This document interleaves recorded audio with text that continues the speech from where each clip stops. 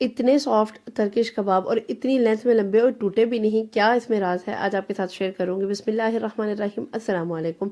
अल्लाह ताला से दुआ है कि अल्लाह ताला आपके रिज़्क़ में कुशादगी करे। बनाया कुछ इसको मैंने यूँ था जैसे आपको ऊपर पिक्चर्स नज़र आ रही हैं, उसको कट कर लिया था। इसका मिक्सचर कैसे बनाना है ये आपके साथ शेयर करूंगी, टूटेंगे कैसे नहीं सब आपके साथ शेयर करूंगी।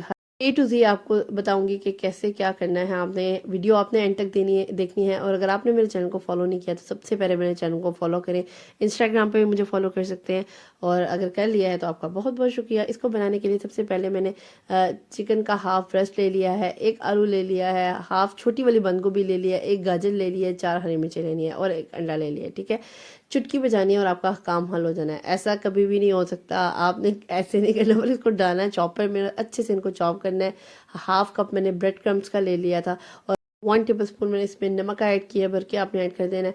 और साथ ही 1.5 टेबल स्पून मैंने ब्लैक पेपर ऐड किया है, और आपने ऐड करना है चिकन पाउडर। चिकन पाउडर जो है ना वो आपने 1.5 टेबल स्पून ऐड करना है। नहीं, आपने 3 टेबल स्पून भर के ऐड करना है, वरना आपने एक सालन वाला चमचा जो नहीं होता जो आप यूज़ करते हैं वो भी कर सकते हैं। अच्छे से चॉप करना है। मैंने पैन को, मेरे पास ग्रिल पैन है, आप सिंपल पैन भी ले सकते हैं। मैंने उसको ग्रीस किया ऑयल के साथ और अच्छे से उसको ना पूरे उसमें फैला दिया। ज़्यादा मैं इसको पूरे मतलब पैन पे नहीं फैलाऊंगी, क्योंकि मुझे थोड़ा सा मटेरियल इसका थिक थिक चाहिए, वो बिल्कुल फ्लैट हो जाएगा।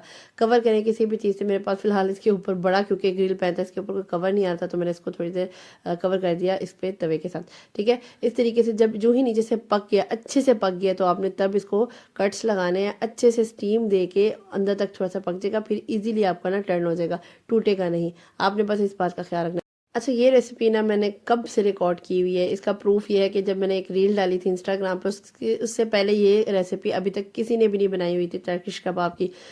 और आज सब ने बना लिया, तो आज मैं अपलोड कर रही हूँ कुछ इसलिए क्योंकि मैंने बीच में थोड़ा सा स्किप कर दिया था ये, तो फिर मैं दोबारा से ये ज्वाइनिंग दिया। आप मुझे बताएं कि क्या मुझे इसको दोबारा से कंटिन्यू करना चाहिए या नहीं, मुझे ज़रूर कमेंट सेक्शन में बताइएगा।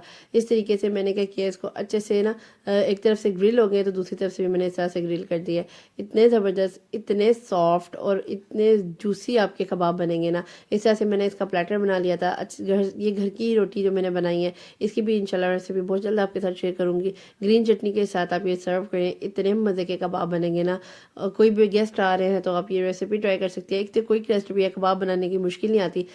आज की रेसिपी मेरी कंप्लीट है। उम्मीद करती हूँ कि आज की रेसिपी आपको मेरी पसंद आई होगी। Do follow me and subscribe to my channel. Next video तक के लिए अल्लाह हाफिज़।